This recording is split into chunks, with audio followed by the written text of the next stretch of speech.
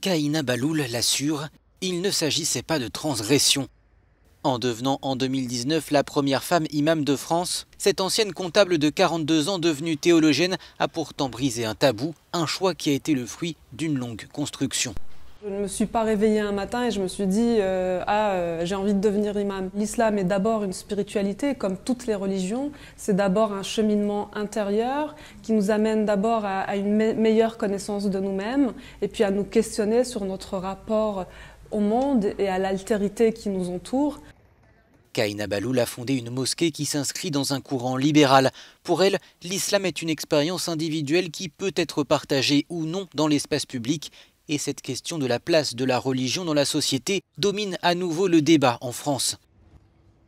Kahina Bahloul affirme que ses idées sont partagées par une majorité de musulmans en France.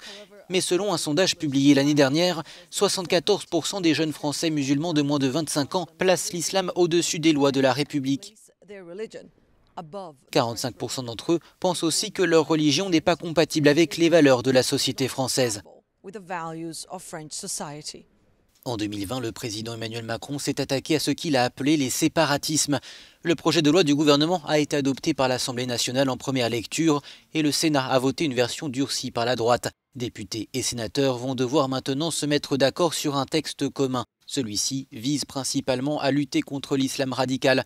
Des mesures prévoient de renforcer le contrôle des associations cultuelles et la transparence de leur financement, ou encore de lutter contre les certificats de virginité ou la polygamie.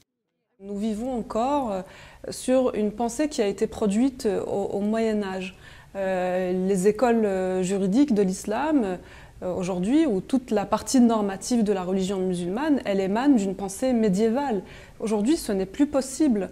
Et je crois que pour sortir de cette crise, effectivement, il faudrait que les musulmans se réapproprient encore une fois leurs textes et se donnent l'autorisation de les lire, de les interpréter avec les outils que nous avons aujourd'hui au XXIe siècle. Kahina Bahloul plaide aussi pour un islam qui met les hommes et les femmes sur un même pied d'égalité, adapté à notre époque.